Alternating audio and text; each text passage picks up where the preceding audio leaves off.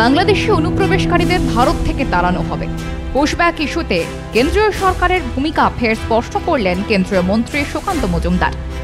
মঙ্গলবার মুর্শিদাবাদের দলের সাংগঠনিক বৈঠকে যোগ দেন বিজেপির রাজ্য সভাপতি সুকান্ত মজুমদার। এদিন বৈঠক শেষ হওয়ার পর অনুপ্রবেশকারী নিয়ে কি বললেন কেন্দ্রীয় মন্ত্রী? সব বাঙালি তো ভারতীয় নাগরিক নয়, বাংলাদেশেও তো বাঙালি আছে, তারা ভারতীয় নাগরিক। যারা ভারতীয় নাগরিক নয় তাদেরকে পুশব্যাক হবে, আর যারা ভারতীয় নাগরিক তারা এপারে থাকবে।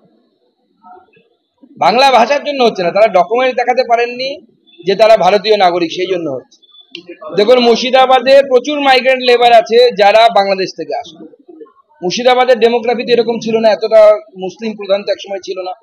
1947 যখন দেশ ভাগ হয় তখনকার পরে যে তার 1947 পরে যে আদমশুমারি হয়েছিল তার ডেটা বের করুন। বাংলাদেশ থেকে তো হয় অনুপ্রবেশ হয়েছে, তো মানে অ্যাকসেপ্টেড ফ্যাক্ট। অনুপ্রবেশকারীদেরকে বাইরে যেতে হবে, আর যারা ভারতীয় নাগরিক তারা ভারত। বৈধ নথি থাকা সত্ত্বেও পশ্চিমবঙ্গের বাসিন্দাদের বাংলাদেশে পুশব্যাক করা হচ্ছে, অভিযোগ মমতার। সোমবার বিধানসভায় বিজেপিকে আক্রমণ করেছিলেন তিনি।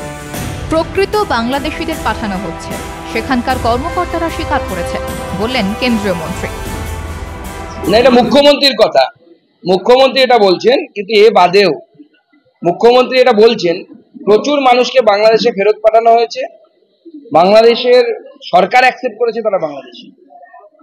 তাহলে তো মুখ্যমন্ত্রী তো বাংলাদেশের উল্টো কথা বলছে, বাংলাদেশের সরকার অ্যাকসেপ্ট করেছে অনেকে যে বাংলাদেশি অনুপ্রবেশকারীদের তাড়ানো হবে তা আগেই স্পষ্ট করেছেন।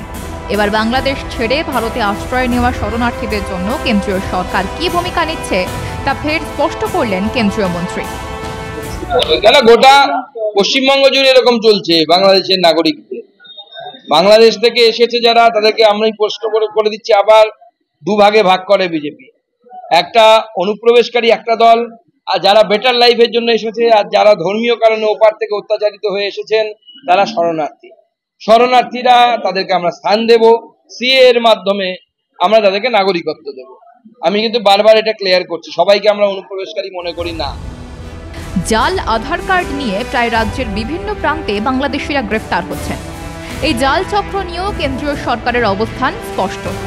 কেন্দ্রীয় মন্ত্রী সুকান্ত মজুমদার সেই দিকটাও চিহ্নিত করলেন।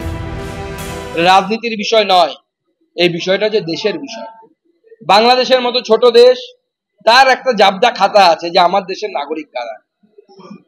আমেরিকার মতো বড় দেশ, তারও একটা সেই ধরনের জাবদা খাতা আছে যে কারা আমার দেশের নাগরিক। ভারতবর্ষ স্বাধীনতার পর প্রথমে এই কাজটা করতে হতো যে আমার দেশের নাগরিক কারা, এর একটা রেজিস্টার থাকে, তাকেই পোশাকি ভাষায় NRC বলা হয়, সিটিজেন রেজিস্টার যেটাকে বলে, national register for citizens, NRC।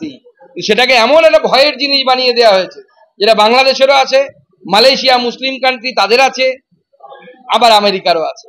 যতদিন না পর্যন্ত ভারতবর্ষের সরকারের কাছে এই নথিভুক্ত তথ্য থাকবে যে আমার দেশের নাগরিক কারা, ততদিন পর্যন্ত এই সমস্যা হবে। প্রতি বছর হবে, প্রতি মাসে হবে।